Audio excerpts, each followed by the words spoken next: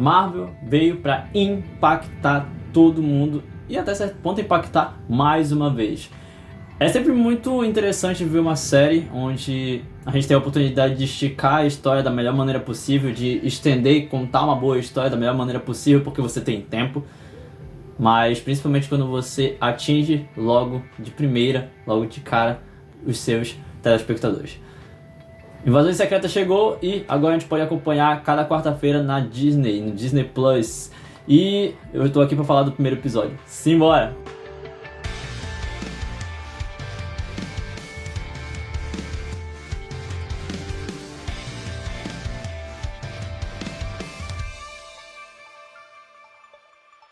Bem galera, meu nome é Daniel Arcanes e hoje eu tô aqui mais uma vez, só que agora para falar de Marvel, depois de vários podcasts falando sobre a DC, depois de vários vídeos falando sobre a DC, dessa vez eu estou aqui para falar sobre a Marvel, especificamente para que a gente comece a acompanhar esses episódios, né, de Invasões Secretas, nova série da Marvel que está saindo pelo Disney Plus e que nós podemos acompanhar a cada quarta-feira. E nossa gente, só esse primeiro episódio já foi, meu Deus, que isso?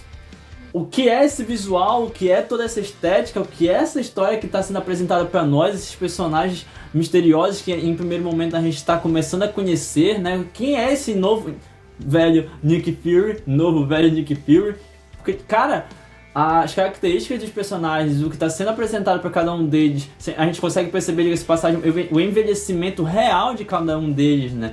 De cansaço, o teor de você olhar para cada um deles e pensar junto com tudo que está sendo falado ali no episódio, né? Cara, não estamos prontos, ou então não estamos com energia suficiente para encarar o que vem pela frente.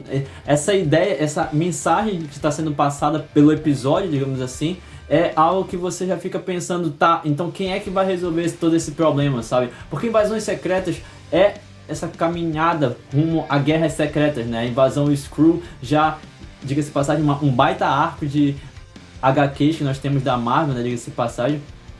E é uma história onde literalmente só o prólogo desse episódio especificamente já nos apresenta um pouco do que vai ser revelado, né, ao longo da série e posteriormente com os filmes, ou o filme de Vingadores Guerras Secretas. Porque o que nós vamos ver aqui, na maioria dos casos, é Skrulls se passando por pessoas conhecidas, Skrulls se passando por pessoas não conhecidas, né, nesse caso, né, por civis aleatórios e por aí vai. Personagens novos nascendo como lideranças, como a gente consegue ver aqui na nova liderança dos Skrulls, nesse caso dos mais jovens que não estão aceitando ter um lar, né? E por aí vai. Então, por aqui nós temos literalmente uma nova leva de personagens, o que, diga-se de passagem, nos faz pensar, ou pelo menos me faz pensar que a Marvel também está aproveitando cada uma das séries, como a gente consegue perceber, a gente viu ali em Gavião Arqueiro, né? Novos personagens chegando, como a gente também encontra ali em Wakanda Forever, Wakanda para sempre. Então, são novos personagens literalmente no sentido de idade, sabe? Personagens novos, adolescentes, crianças e por aí vai, né? Outros tomando a liderança e estando à frente nesse caso. E deixando para trás todos aqueles personagens já, entre aspas, clássicos que a gente literalmente conheceu, que a gente carregou e carrega no nosso coração e que fez a gente se apaixonar tanto pela Marvel, como é agora. Mas, especificamente falando desse episódio, por que eu tô aqui nesse caso? Eu preciso muito dizer pra vocês que esse é um episódio, pra mim, foi muito impactante em diversos aspectos, em diversos momentos. E a começar já pelo prólogo, onde nós temos o personagem Ross aparecendo ali, ou pelo menos quem a gente pensava que fosse o Ross, né, aparecendo ali. E logo, inclusive, que ele tá conversando com aquele jornalista, detetive, sei lá. Eu fiquei pensando, ele tá falando de um jeito muito estranho, sabe? Ele tá se comunicando de uma forma muito diferente, muito esquisita. Na minha cabeça, Skrull. E aí, logo em seguida, nós temos aquela perseguição toda e a revelação de que ele de fato era um Skrull e ele tava realmente disfarçado ali, querendo informações. Inclusive, o que foi aquelas mensagens logo de início, né? Imagine um mundo onde literalmente não dá pra confiar em nenhuma informação. Cara, nem é tão difícil. Olha em que momento da nosso globo, em que momento da nossa história nós estamos ouvindo esse tipo de coisa, sabe? Não dá pra confiar em informações da internet, não dá pra confiar em informações dos políticos, não dá pra confiar em informações dos jornais. a gente vai confiar em quem, sabe? E até mesmo as pessoas que estão ao nosso redor, será que elas são confiáveis realmente? Será que as pessoas que estão bem próximas de nós aqui, em diversos casos, nós amamos essas pessoas, será que dá pra confiar nelas? Sabe? Olha que mensagem pesada pra começar um episódio. Não é louco isso? Cara, é surreal o quanto é muito próximo de nós. E eu acho que essa é uma das grandes situações que até certo ponto tava faltando nos roteiros da Marvel, sabe? É você conseguir produzir algo que te aproxime, que aproxime o seu telespectador daquilo que você tá produzindo, entregando. É você conseguir fazer algo que seja realmente sério até certo ponto. E eu não tô dizendo que a Marvel precisa parar de fazer piadinha, tô falando que nem tudo é piada. E todo aquele estilo da Marvel que a gente conheceu ao longo dos 10, 11, 12 anos de UCM, agora 13, né, indo já pra 14 anos praticamente. Não, pera, 2008, 22, 14 anos, indo pra 15 anos inclusive. Depois de tudo isso, nós temos literalmente que rever como é que a Marvel vai se tratar a partir de aí. E aí quando vem Falcão e o Soldado Invernal, diga-se de passagem, eu gostei muito do teor da série, que mudou bastante, diga-se de passagem, as características de tudo isso que a gente encontrava na Marvel até então, né? Eu gostei também bastante de Gavião Arqueiro, que tem uma pegada realmente de uma série de adolescente, mas tem um lado mais sério, tem uma profundidade ali pra falar realmente do Gavião e da passagem de bastão até certo ponto, então realmente é uma série interessante, mas cara, é muito louco o teor que é transmitido aqui em Invasões Secretas. O prólogo ele vai falar sobre confiança e de você literalmente olhar ao seu redor e não saber quem é quem. Não sabe se é Skrull, não sabe se é ser humano, não sabe se dá pra confiar no ser humano, não sabe se dá pra confiar no Skrull. E no fim das contas, essa é a grande premissa de Invasões Secretas, do arco de Invasões Secretas e do arco das Guerras Secretas, nesse caso, na Marvel, das HQs. Esse é o grande conjunto da obra.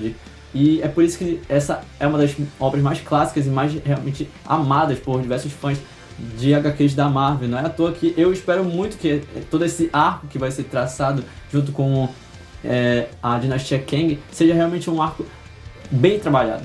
A gente não pode receber qualquer coisa e não pode ser feito de qualquer jeito. Eu tô gostando muito de tudo que eu já tô vendo. Depois desse prólogo, nós temos agora uma abertura que inclusive é uma abertura muito bonita, com uma trilha sonora muito bonita, muito profunda, se a gente parar para escutar, inclusive. É muito interessante de apreciar, né? E de ficar olhando realmente, nossa, olha como o tom de verde se mistura com o resto das cores, olha como ele vai penetrando e fazendo com que a gente perceba que os Skrulls estão se infiltrando, a ideia, né? Os Skrulls estão se infiltrando cada vez mais na nossa sociedade, e isso é muito louco, como eles estão apresentado isso, né, da maneira deles. Isso é muito bacana de ver, porque tem que saber como fazer, sabe? Qualquer coisa que você vai produzir, nesse caso falando de uma série, tem que saber como fazer, porque não dá pra você usar a série somente pra entregar de qualquer jeito, porque precisa entregar. Você precisa saber como contar a história. A gente viu ainda Last of Us como eles contaram a história de uma maneira muito séria e muito bem feita, mas aqui, o que a gente vai receber, sabe? E pelo menos por esse primeiro episódio, por que eu falei que a Marvel chegou pra impactar? Porque Nick Fury tá realmente aparecendo, inclusive, que cena de entrada dele, né? Porque ele chega, ele retorna pra Terra e aí aparece aquela espaçonave, inclusive ele tá no trailer também, aparece, vem a espaçonave, deixa ele, abre a comporta e tem toda aquela estética literalmente de alienígenas chegando na Terra, né? Como era a estética clássica de alguns filmes dos anos 80, 90, eu achei muito bacana isso, essa inspiração que eles dão e por aí vai. E a partir daí, nós vemos uma série de elementos apresentando um Nick Fury cansado, realmente velho, muito preocupado, e a impressão de que, obviamente, sendo Nick Fury, ele está escondendo alguma coisa, porque ele não voltaria para a Terra por qualquer motivo, como a própria Hill, ela percebe isso, inclusive, e pergunta, questiona para ele. E a partir daí, a série vai sendo construída, o episódio pelo menos vai sendo construído gradativamente, apresentando pouco a pouco cada um dos personagens. E isso eu acho muito interessante, porque você não entrega tudo de uma vez, você não apresenta tudo de uma vez. Mas fica aquela pergunta logo de cara, tá, depois de tudo isso, já que eles estão falando de uma história que já vem de 30 anos, o próprio Nick Fury fala isso, são 30 anos envolvidos com os Skrulls. Tá, mas depois de tudo isso, o que aconteceu com eles durante todo aquele período em que os Skrulls simplesmente já estavam na Terra, mas não tinham contato direto com os Vingadores, tá acontecendo tudo o que aconteceu em relação ao Thanos e os Skrulls não tinham aparecido ainda, como assim, sabe? Aconteceu tudo o que aconteceu e aí agora eles estão finalmente surgindo e realmente adentrando nas histórias. Por quê? Como? De onde veio tudo isso, sabe? O que aconteceu de fato? E aí você fica pensativo, você fica avaliando toda a situação. E agora nós temos o Nick Fury pra minimamente ter que responder isso, porque as coisas estão acontecendo. E ele tá, antes de mais nada, muito calado. Por quê? Porque todas as coisas que estão acontecendo ao redor dele trazem aquela sensação de culpa, sabe? Pô, isso aqui é culpa minha, eu tenho que ajudar, eu fiz uma promessa, eu tenho que resolver essa situação. Tá aí ele conversando com o Talon, né? Tá aí. O que são os diálogos dele? Inclusive Emilia Clarke aparecendo e realmente apresentando, mostrando que ela parece uma menininha, né? Diga-se de passagem, minha querida Daenerys, meu amorzinho, minha mãe, a mamãe dos dragões. Cara, o que tá sendo essa série? O que tá sendo esse episódio? Que foi esse episódio, diga-se de passagem, que começa sério, caminha na seriedade. Você percebe inclusive que todas as paletas de cores são paletas de cores que levam para um cinza, para um esverdeado, para um roxo, para um lado mais escuro. Cores que vão indo para um lado mais escuro. E aquela sensação de que você não sabe das informações, você não sabe de nada. E tanto é que no momento em que mais aparece cores, que é justamente na festa, naquela data específica para os russos, né? O que está acontecendo? O que acontece logo em seguida? Explosões e explosões. Nessa hora, inclusive com a personagem meu Deus, a personagem da Cobie Smulders, né, a Rio, morrendo, e a gente fica, caramba. Eu fiquei, gente, como assim? O que aconteceu, cara? O que aconteceu? Logo no primeiro episódio impactar a gente desse jeito, sabe? E aí é pra pensar pra onde é que vai a série. Eu quero muito continuar assistindo e eu espero que vocês estejam gostando. Esse aqui foi o primeiro episódio falando especificamente de invasões secretas. Eu quero que vocês caminhem junto comigo, eu quero que vocês acompanhem aqui junto comigo, beleza? No mais, valeu, que a força esteja com vocês, vida longa e próspera. Até mais, pessoal. Até o próximo episódio.